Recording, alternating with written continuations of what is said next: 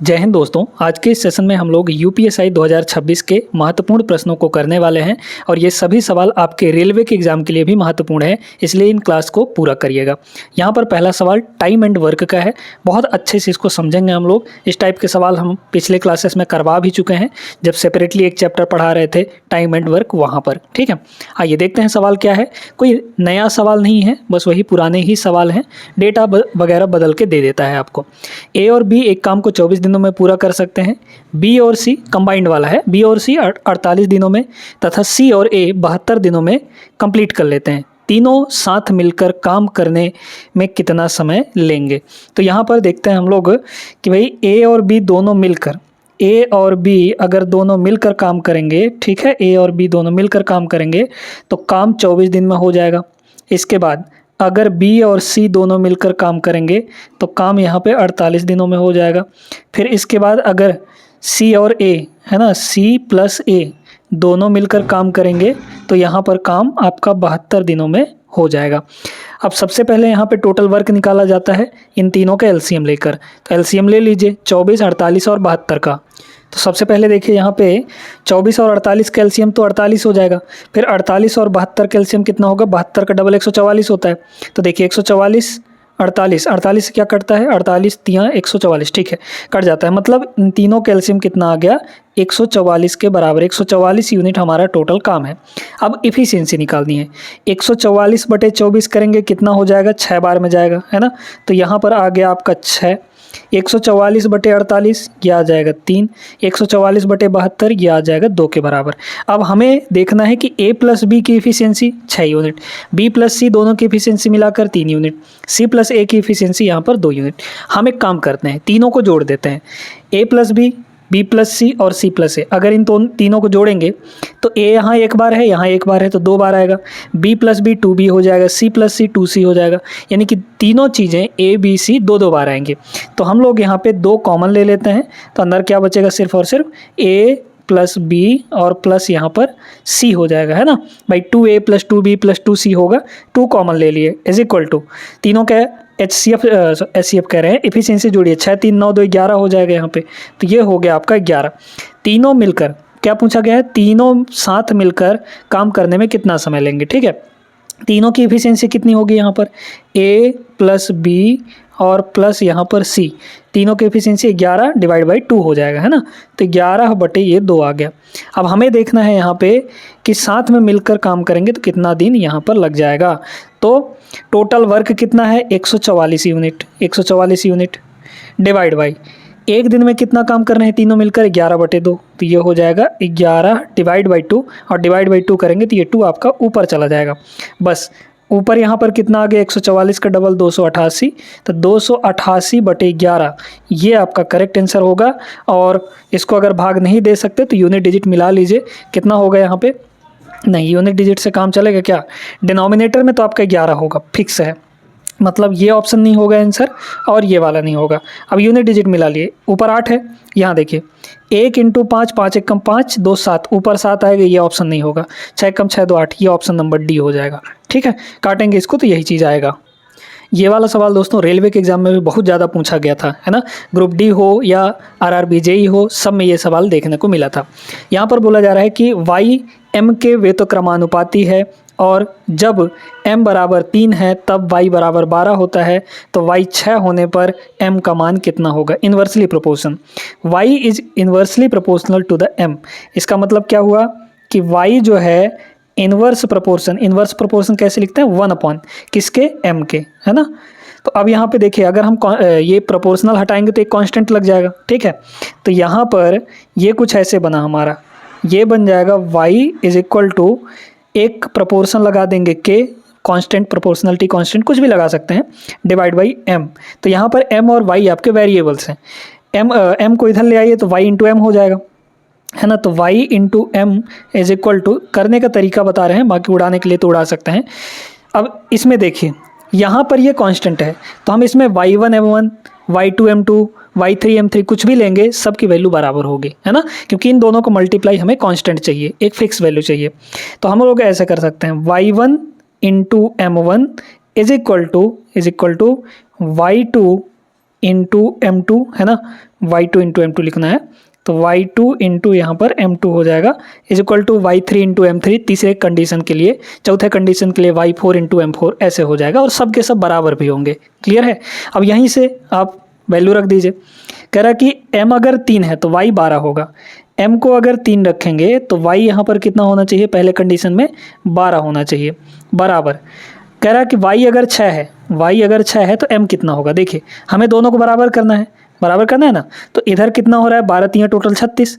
अब 6 में हमें कितना मल्टीप्लाई करना पड़ेगा 6, तो यही आपके m की वैल्यू हो जाएगी, बस हो गया। तो m2 की वैल्यू कितनी होगी 6, option number D is the correct answer. बाकी वैसे भी करेंगे तो ये 6 को नीचे ला के डिवाइड करेंगे तो फिर वही चीज़ m2 की वैल्यू हमारे सामने आ जाएगी, है ना। आगे चलिए नेक्स्ट पर।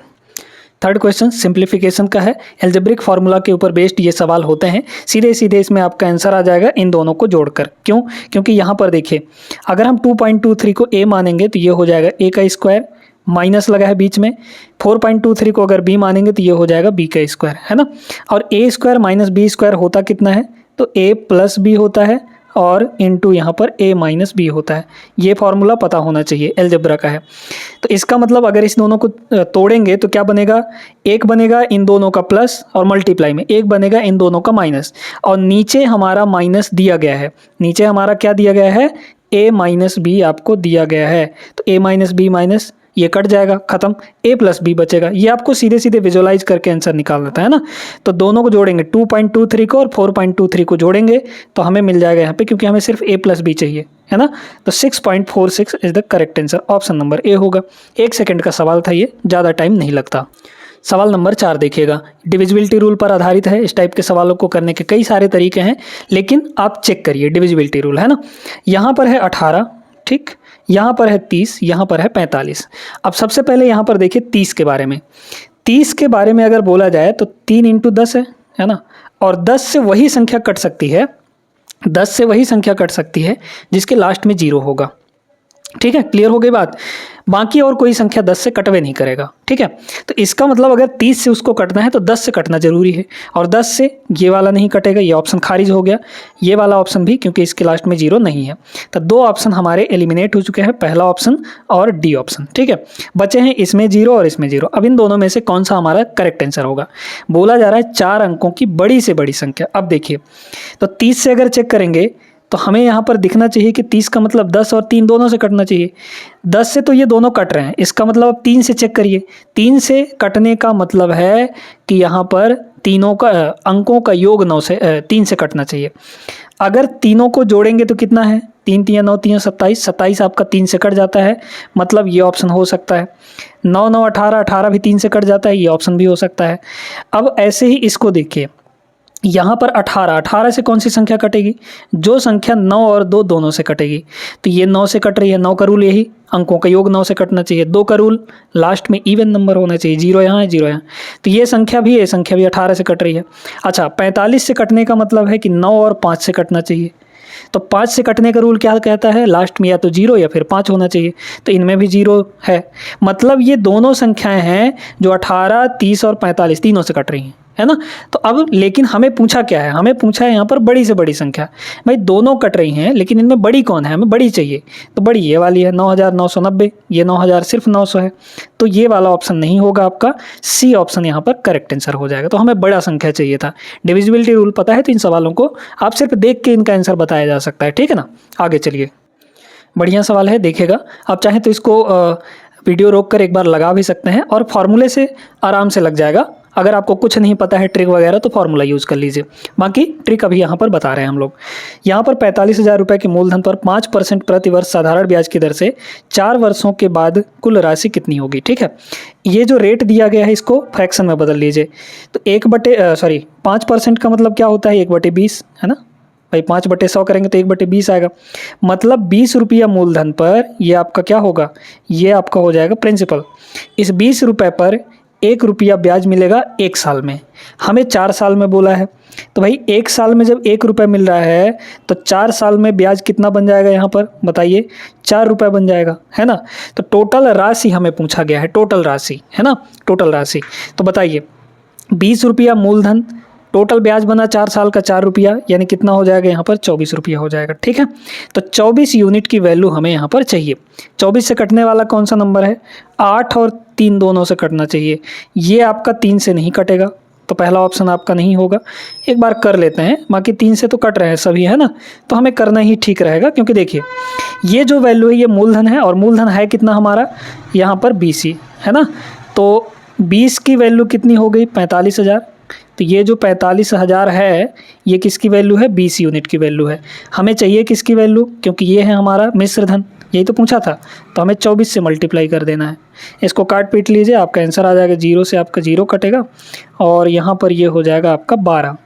ठीक है, तो ये देखिए डबल 0 तो आएगा ही आएगा, है ना। 12 पंचे 60, 12 चौके 48, 48 और 6 यहाँ पर 54 हो जाएगा, यानी 54,000। Option number C is the correct answer. सवाल नंबर 6 देखिएगा। If a person walks at 20 kilometre per hour instead of 16 kilometre per hour, he would have walked 40 kilometre more. The actual distance travelled by him. Actual distance निकालना है। देखिए वो चल रहा था 16 से, ठीक है, 16 से चल रहा था, उसकी स्पीड थी, है ना, स्पीड 16 से चल रहा था, लेकिन अब वो 20 से चल रही है ना। अगर ये बताइए कि जितना ज़्यादा स्पीड होगा उतना ज़्यादा डिस्टेंस कवर करेगा, है ना। स्पीड ज़्यादा होगी तो डिस्टेंस कवर करेगा उतने ही समय में। क्लियर होगी बात। टाइम अगर फिक्स है तो स्पीड और डिस्टेंस दोनों का रेशियो सेम होता है। तो स्पीड का रेशियो यहाँ पर कितना हो जाएगा? रेशियो निकालिए, 4 से दोनों कटेगा, 4 चौके 16, 4 पंचे 20। तो ये आपके डिस्टेंस का रेशियो हो गया दोस्तों, है ना, डिस्टेंस का रेशियो। क्योंकि यही स्पीड का भी रेशियो होगा, यही डिस्टेंस का भी रेशियो होगा, टाइम फिक्स हो तो यहाँ पर ये डिस्टेंस का रेशियो है। ये बताइए पहले 4 यूनिट चल रहा था, अब 5 यूनिट चलने लगा है, तो कितना ज़्यादा चल रहा है? 1। लेकिन एक्चुअल में कितना ज़्यादा चल रहा है? 40 किलोमीटर। तो 1 की वैल्यू यहाँ पर 40 किलोमीटर हो गई। 1 की वैल्यू अगर 40 है, पूछा क्या गया है? उसके द्वारा तय की गई वास्तविक दूरी। वास्तविक मतलब पहले जिस स्पीड से चल रहा था वो डिस्टेंस, मतलब ये वाला निकालना है हमें। तो 1 की वैल्यू 40, तो 4 की वैल्यू 4 चौके 16, 160 किलोमीटर। ऑप्शन नंबर बी हो जाएगा। ठीक है, आगे चलते हैं। आइए देखते हैं अगला क्वेश्चन। ये पार्टनरशिप का सवाल है। पार्टनरशिप के सारे सवाल यहाँ पर बहुत अच्छे पूछे गए थे यूपीएसआई में, और बहुत ज़्यादा पार्टनरशिप के सवाल देखने को मिले हैं हर एक शिफ्ट में। बोला जा रहा है ए ने 12,000 से एक व्यवसाय शुरू किया। व्यवसाय शुरू करने के 3 महीने बाद बी 16,000 के साथ उसके साथ जुड़ गया। यदि वर्ष के अंत में टोटल 1 साल के बाद 7800 रुपये का कुल लाभ हुआ, तो लाभ में प्रत्येक साझेदार का हिस्सा क्या होगा? पहले ऑप्शंस को चेक करिए। ठीक है, टोटल दोनों का लाभ मिलाकर 7800 होना चाहिए। ठीक है, 7800 यहाँ पर होना चाहिए टोटल लाभ। ये बताइए 39 का डबल 78 होता है, 39 दूना 78। ये 3902 है, ये 3910 है, तो टोटल कितना होगा? 7812। ये ऑप्शन नहीं हो सकता।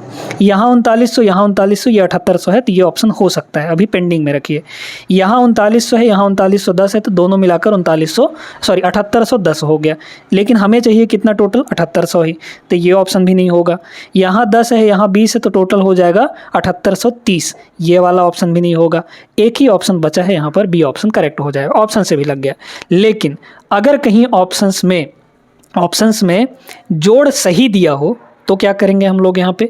तब यहाँ पर तरीका सीखिएगा। देखिए सबसे पहले देखेंगे कि उनके इन्वेस्टमेंट कितने उनके इन्वेस्टमेंट का रेशियो देखिए। ठीक है, तो इन्वेस्टमेंट यहाँ 12,000, यहाँ 16,000 है ना, यहाँ 12,000, यहाँ 16,000। तो 12,000 और 16,000 का अगर रेशियो देखेंगे तो पहले तो यहाँ पर 3 0 से 3 0 खत्म होगा, 4 से कटेगा ये 3 बार में, और 4 से कटेगा ये 4 बार में। तो रेशियो कितना आया इन्वेस्टमेंट का? 3 और 4 का, है ना। अब जो प्रॉफिट का रेशियो होता है दोस्तों, वो होता है इन्वेस्टमेंट इनटू टाइम, कितने समय के लिए उनका पैसा लगा रहा है। तो शुरू किया था ए ने और 1 साल के बाद बोला है ना, तो 1 साल तक पैसा लगा रहा ए का। तो इन्वेस्टमेंट 3 रुपया किया ए, लेकिन उसका पैसा लगा रहा पूरे 12 महीने, 1 साल तक। फिर इसके बाद बी जो है 3 महीने बाद जुड़ता है, बी जो है 3 महीने बाद जुड़ता है और पूरे 1 साल तक लगता है। तो ये बताइए कि बी जो है उसका पैसा कितने समय तक लगा रहा उस व्यवसाय में? सिर्फ 9 महीने तक। क्योंकि वो 3 महीने लेट ज्वाइन किया था। तो 3 महीने अगर लेट ज्वाइन करेगा तो 12 में से 3 घटा देंगे, यानी 9 महीने तक। तो बी का जो पैसा लगा रहा वो 9 महीने तक लगा रहा। तो अब देखिए इनका रेशियो लेंगे, 12 3 36, 9 चौके 36, तो 36 से 36 का रेशियो कितना आएगा, 1:1 आ जाएगा। यही आपके प्रॉफिट का रेशियो है, यही क्या है, प्रॉफिट का रेशियो है। ठीक है, तो प्रॉफिट के रेशियो 1:1 होना चाहिए, मतलब बराबर बराबर होना चाहिए। तो बराबर बराबर सिर्फ एक ही ऑप्शन में है, ऑप्शन नंबर यहाँ पर B is the correct answer. ठीक है, तो इस टाइप से आपको देखने को मिलेगा, सवाल लगा सकते हैं बड़े आराम से। आगे चलिए अगले क्वेश्चन पर। अब ये क्वेश्चन तो आपके मेंसुरेशन का है, फॉर्मूला बेस्ड क्वेश्चन है, आराम से बन जाना चाहिए। एक आयताकार प्रिज्म है, ऊंचाई 25 सेंटीमीटर, चौड़ाई 22 और लंबाई 32 दी गई है। इसका पृष्ठीय क्षेत्रफल चाहिए, सरफेस एरिया चाहिए। अब एक आयताकार प्रिज्म का मतलब होता है क्यूबॉइड, है ना, क्यूबॉइड है यहाँ पे। अब क्यूबॉइड के बारे में सारी चीज़ें आपको पता होनी चाहिए, क्यूबॉइड। ठीक है, तो क्यूबॉइड का बात करें अगर, surface area, total surface area है ना, टोटल सरफेस एरिया ये होता है दोस्तों 2 इंटू LB यानी length into breadth, plus BH यानी ब्रेड्थ इंटू हाइट, और फिर यहाँ पर HL। इस तरीके से ये हमारा फार्मूला होता है। अगर यहीं पे लेटरल सरफेस एरिया पूछा जाए, लेटरल, तो उसमें ये वाला LB हट जाता है, बाकी फार्मूला वही रहेगा, इसको हटा देंगे तो BH प्लस HL बचेगा और ये 2 रहेगा। तो LSA होता है लेटरल सरफेस एरिया, यानी कि चारों किनारे जो सरफेस हैं उनका एरिया LSA कहलाता है, लेटरल सरफेस एरिया, ऊपर और नीचे छोड़कर। ठीक है, तो अब यहाँ पे देखिए हमें यही तो करना था, निकाल लीजिए कितना होगा। यहाँ पे 2 से मल्टीप्लाई है ना, L इंटू बी, तो लेंथ कितना है यहाँ पे 32 और ब्रेड्थ कितना है 22, तो 32 इंटू यहाँ पर हो जाएगा 22, है ना, 22 होगा। ठीक है, 32 इंटू 22 प्लस बी, ब्रेड्थ कितना है यहाँ पे 22 इंटू हाइट 25, और प्लस यहाँ पे हाइट 25 इंटू यहाँ पर 32 हो जाएगा। बस इसको हमें कैलकुलेट करके अपना आंसर निकाल लेना है। कुछ कॉमन आएगा क्या, देखिए 4 इसमें भी है, 4 यहाँ नहीं है, 2 है इसमें, है ना, इसमें भी 2 है, 2 कॉमन आएगा तो 4 का मल्टीपल आएगा। 4 का मल्टीपल ये वाला ऑप्शन नहीं है हमारा, ठीक है, ये वाला ऑप्शन नहीं है। फिलहाल हमें कर ही लेना चाहिए सबको, है ना, मल्टीप्लाई कर लेना चाहिए, क्या दिक्कत है, एक ही ऑप्शन कट रहा है, बाकी तो कट नहीं रहे हैं। ठीक है, करेंगे अगर, तो देखिए 22 का मल्टीप्लाई होना है तो 2 इसको दे दीजिए, तो ये 64 हो जाएगा, 11 बचेगा। तो 64 और 11 का मल्टीप्लाई कितना होगा, यहाँ पे हो जाएगा 64 और 11 का मल्टीप्लाई 4 6 4 10 और 7, 704 हुआ, प्लस यहाँ पर देखिए 50 इंटू 11, 50 इंटू 11 55, 550 हो गया, है ना, ये 550, प्लस यहाँ देखिए इसमें से 4 इसको दे देते हैं तो 100 बन जाएगा, और ये 8, तो 800 हो गया, ये हो गया 800। ठीक है, तो यहाँ पर देखिए कितना हुआ टोटल, 8 5 1300, 13 और 7 2100, तो यहाँ पर 2 और ये आपका 2100 हो जाएगा, नहीं 800 और 500, 1300 प्लस 700 2100 आएगा, है ना। मैं यहाँ पर कुछ ऑप्शंस गलत दिए गए हैं का, हमें सरफेस एरिया ही ना पूछा गया है। ठीक है, कोई दिक्कत नहीं है, कर लेते हैं। 12 8 20, एक सेकेंड, 8 5 13, 13 7 21, 7 5 12, 12 8 20, ये कैसे हो रहा है भाई, 7 5 12, 12 और 8 20, 8 5 13, ठीक है सही हुआ है, तो 20 मतलब 2000। ठीक है, ये 50 और ये 4 54 हो जाएगा, ठीक ना, तो ये आ गया। इसका डबल करेंगे तो 4100 कितना आ जाएगा 8, ठीक है, 4108 is the correct answer, option number A होगा। क्लियर है, हाँ इतना ही आ गया, 4108 है ना आएगा भाई, 40 डबल 41, ठीक है। आगे चलिए नेक्स्ट पर। अब ये डेसिमल वाला LCM HCF निकालने का तरीका थोड़ा सीख लीजिए। यहाँ पर क्या करना होता है कि डेसिमल को पहले फ्रैक्शन में बदलिए, तो ये 24/10 हो जाएगा, है ना, 24/10 हो जाएगा। 2.4 को अगर लिखेंगे फ्रैक्शन के फॉर्म में 24/10, ये 1.2 है तो ये 12/10 हो जाएगा, ठीक है। फिर यहाँ पर ये 0.6 है तो ये हो जाएगा 6/10, 6 यहाँ पर 10। अब देखिए अगर HCF निकालना है तो ऊपर वालों के HCF, नीचे वाले के LCM, और अगर LCM निकालना है आपको तो ऊपर वाले के LCM, नीचे वाले के HCF, है ना। अगर LCM निकालना है तो ऊपर वाले का ही LCM लीजिएगा, नीचे वाले का उसका उल्टा यानी कि HCF ले लेना होता है। तो यहाँ पर ऊपर वालों का HCF ले लेना है, 12 6 12, 24 और 6, इन तीनों का HCF क्या होगा? HCF का मतलब सबसे बड़ी संख्या जो तीनों को काट दे। तो 6 से ये भी कटेगा, 6 से ये भी कटेगा, 6 से ये भी कट रहा है।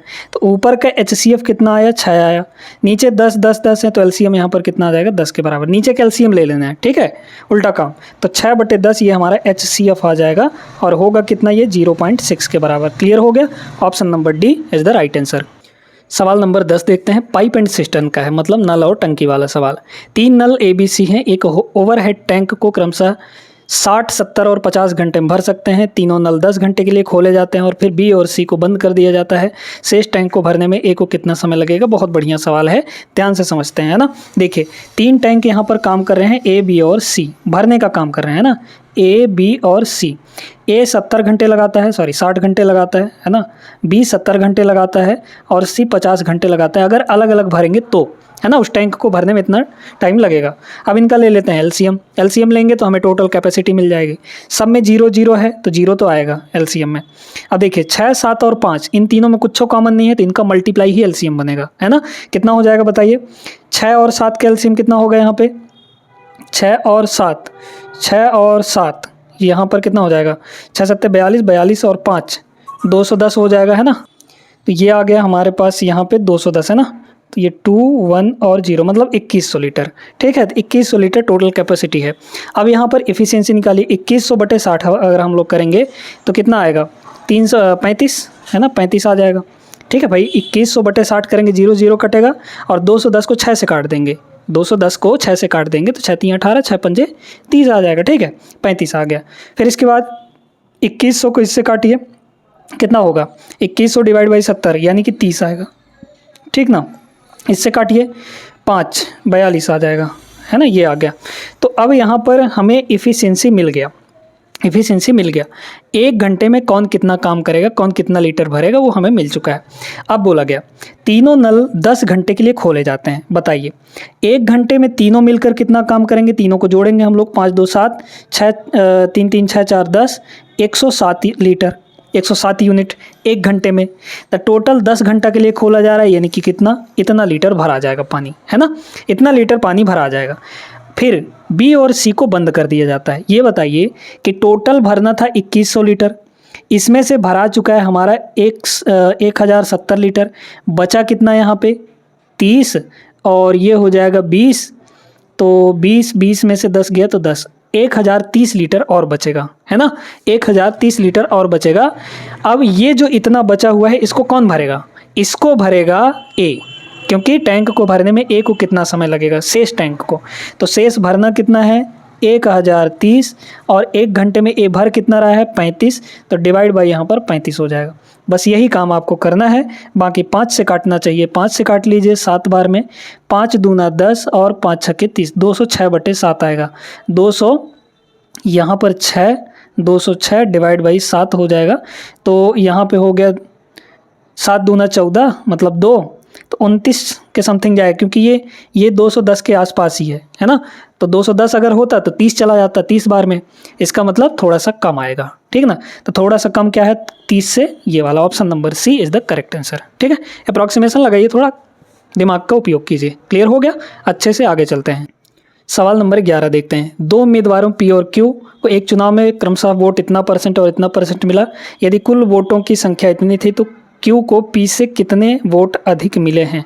ठीक है, अगर 2 उम्मीदवारों को एक चुनाव में क्रमशः इतना वोट मिले, है ना, इतना % और इतना % बोला है, यदि कुल वोटों की संख्या इतनी थी, है ना, तो Q को P से कितने वोट अधिक मिले हैं? ये तो सिंपली यहीं से बन जाएगा भाई। देखिए यहाँ पे 35% Q को मिला, P को मिला, 55% भाई 35% P को मिला और 55% यहाँ पे Q को मिला। कितना % ज़्यादा मिल रहा है यहाँ पे? 20%। तो यही 20% आपका आंसर होगा। 20% किसका? टोटल वोट का। टोटल वोट है कितने? 2500। तो 2500 का 20% निकालेंगे, 2 0 2 0 खत्म, 25 दूना 50 यानी कि 500। 500 करेक्ट आंसर होगा, ठीक है। बहुत सिंपल सा सवाल था ये। तो Q को P से 500 वोट अधिक मिलेंगे, ऑप्शन नंबर A हो जाएगा। ये वाला क्वेश्चन दोस्तों बहुत बेहतरीन क्वेश्चन है ना, है पार्टनरशिप का ही लेकिन अलग लेवल का सवाल है। ये कह रहा है X और Y क्रमशः 1200 और 2400 रुपये की पूंजी के साथ एक व्यवसाय शुरू करते हैं। X और Y शुरू किया, है ना, मिला मिलाकर पैसा अपना। व्यवसाय शुरू करने के 6 महीने के बाद 1800 रुपये के साथ जेड जो है जुड़ जाता है उनके साथ, 6 महीने के बाद जुड़ता है ना। और प्रबंधक के वेतन के रूप में वार्षिक लाभ का 10% भी प्राप्त करता है।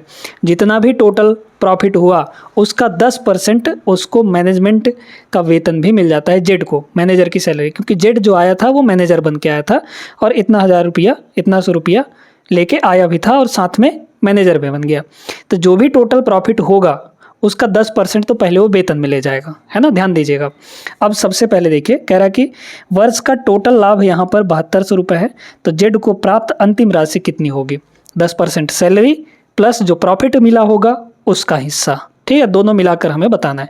देखिए, तो यहाँ पर एक्स 1200 रुपया मिला है, वाई जो है 2400 रुपया मिला है और जेड यहाँ पर 1800 रुपये मिला है। तीनों के मिलाए हुए पैसे का इन्वेस्टमेंट का रेशियो ले लीजिए। 2 जीरो से 2 जीरो हर जगह कट जाएगा, ये भी 6 से कट रहा है, ये भी 6 से कट रहा है, ये भी 6 से कट रहा है, 6 से काट लीजिए। तो 6 दूना 12, फिर 6 चौके 24, फिर यहाँ 18 है तो 6 तियाँ 18। तीनों का इन्वेस्टमेंट का रेशियो। अब टाइम का रेशियो देखिए, एक्स और वाई का पैसा पूरे साल भर लगा रहा है, यानी 12 महीने के लिए एक्स और वाई का पैसा। लेकिन जेड जो है 6 महीने बाद आया था तो उसका पैसा सिर्फ और सिर्फ 6 महीने के लिए ही लगा होगा, है ना, 12 माइनस 6 6 आ जाएगा, तो इसका पैसा सिर्फ 6 महीने के लिए। अब यहाँ पे तीनों के प्रॉफिट का रेशियो निकाल लेंगे हम लोग यहाँ से, है ना। काटिए, 6 से कट गया ये 2 बार में, 6 से ये कट गया 2 बार में, अब तो नहीं कट रहा है कहीं पर भी, तो 2 दूना ये हो जाएगा 4, 4 दूना ये हो जाएगा 8 और यहाँ बचा सिर्फ 3। ये रेशियो आएगा प्रॉफिट का, ठीक है। अब देखिए, टोटल जो प्रॉफिट प्राप्त हुआ वो 7200 रुपया हुआ। पहले तो इस टोटल प्रॉफिट का 10% उसको वेतन देना है ना, जेड को। तो जेड का जो पैसा है वेतन के रूप में कितना हुआ? 7200 का 10% कितना होगा? सिर्फ 720 रुपया, है ना, ये 720 रुपया। अब हमें यहाँ पे जो टोटल लाभ था उसमें से 10% तो हमने निकाल दिया, उसका वेतन दे दिया साथ में। अब जो बचा हुआ है वो प्रॉफिट सब में बटेगा, ठीक है। तो 7200 में अगर 720 माइनस कर देंगे तो कितना बचेगा?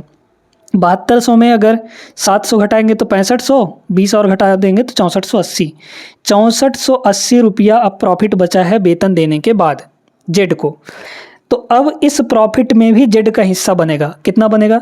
जेड का हिस्सा कितना है? 3 हिस्सा, 3 यूनिट। टोटल कितने में से? 8 4 12 3 15, ये हो जाएगा। तो कितना हुआ? 3 से ये 5 बार में आपका कट जाएगा, 5 से डिवाइड कर लीजिए, 5 12 पंचे 60, है ना, 12 पंचे 60 बचा 4, तो 48 हो गया, ठीक है, 48 हो गया, सॉरी हाँ ठीक है 48 हो गया। तो 48, तो 5 9 45, फिर 5 छक्के 30, 1296 आ गया। तो ये प्रॉफिट का हिस्सा है, साथ में उसका वेतन भी जोड़िए इसमें, क्योंकि हमें टोटल बताना है जेड को कितना मिला। 6 यूनिट डिजिट आएगा, कहाँ है ये वाला, आपका आंसर करेक्ट हो जाएगा। और बाकी आप यहाँ पर जोड़कर देख भी सकते हैं, यही आपका करेक्ट आंसर होगा, यानी 2016 रुपये जेड को प्राप्त होगा। 12 महत्वपूर्ण सवाल हमने इस क्लास के अंदर किए हैं।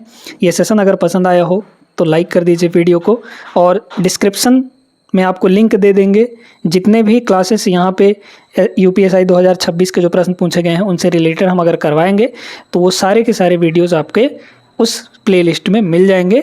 और सारे सवाल हम लोग करवाने वाले हैं, यहाँ पर जितने भी शिफ्ट हुए हैं यूपीएसआई के एग्ज़ाम में, सारे शिफ्ट के सवालों को करेंगे हम लोग, ठीक है। उम्मीद करते हैं सेशन अच्छा लगा होगा। जय हिंद।